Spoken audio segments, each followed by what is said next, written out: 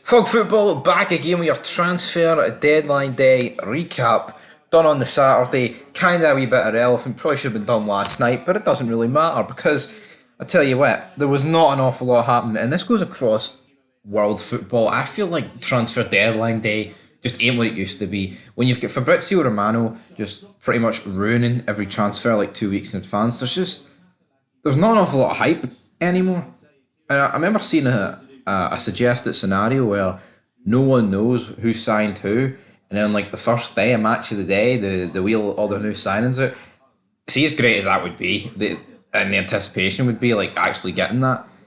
It just would not work. You could maybe have done this like 40, 50 years ago when there wasn't, much, transfers going on and like news reporters and blogs, and maybe blogs is the wrong terminology, but you know where I'm coming from, man. You can't really do in this day and age with internet, man. It is practically impossible. But in terms of transfer news, I just want to cover Rangers first, because Rangers fans, we all want it, myself included, some signings. We want it. Big Harry Suter in the door, but we never got Harry Suter in the door, sadly. And that's pretty much what happened. That is an absolute disgrace that we didn't get anybody in. And because the main reason why Rangers didn't get anyone in is because apparently they had to even up the wages. So someone had to go, and that someone was going to be Ben Davies. Stoke did come in with a bid, but it was rejected.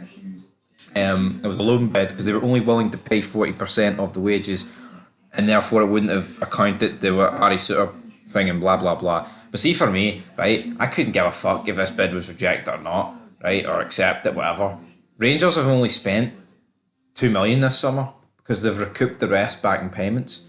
So Michael Beale coming out and trying to pretend that this is going to be like the biggest Rangers transfer budget of all time, he really needs to sort his game out, because it's really not. Let's be real, like 2 million spent. Like, I'm not saying like he's not been backed. Like, it's still, they've still spent a lot of money. And I feel like most of the money was spent before players were actually sold. But like, let's look at it now. Like, Kamara's just been sold there. Fazakala gets sold for a lot. Cholak for a decent bit. I'm sure there's other players that I'm actually forgetting. Like, you even got a decent loan fee for Hadji. All this money's come in since most of these signings have been wrapped up and nothing's happened. Disaster transfer deadline day for Rangers. We won't be able to tell though what these signings, if they're going to be a success or not. We'll be able to judge by who's won what trophies by the end of the year, and that's when I think you can put your final verdict in. But as for now, there is a few players that I think just look shite. Like, I look at Danilo, he's coming off the bench, and it's not like he's exciting everyone and being like, oh, he needs to start over Dessers. Dessers has been shit, but Danilo's not making much of a case to start over Dessers for me. To me, out of the three strikers in that area that we've brought, I'd rather start Sam Lammers.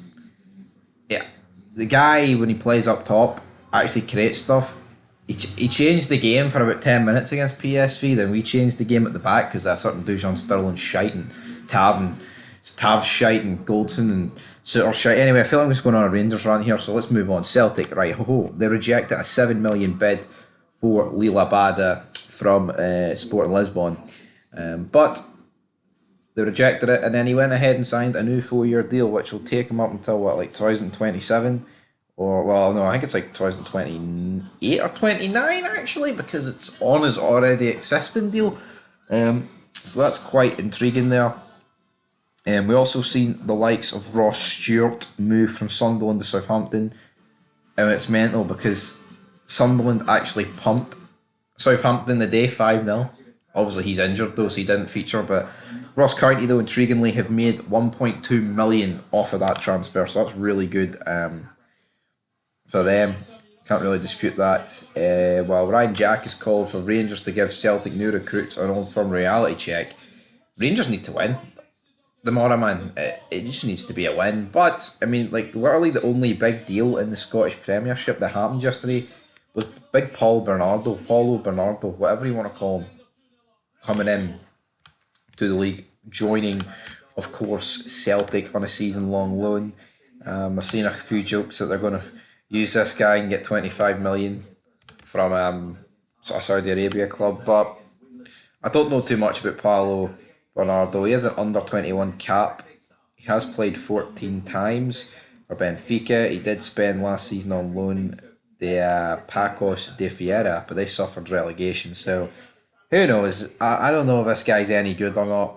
You know, is it? I mean, I've seen some people actually put him in their starting 11s for the Old Firm tomorrow, and I think one of the most intriguing things about the Old Firm tomorrow troops is the actual fact that you've got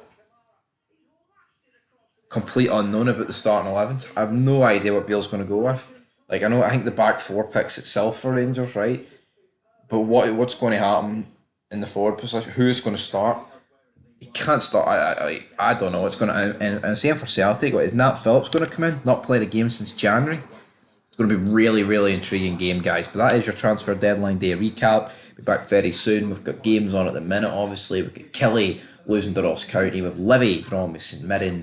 And we have got Dundee currently beating St Johnstone. And also Nottingham Forest are beating Chelsea if anyone cares. But anyway, till next time, peace.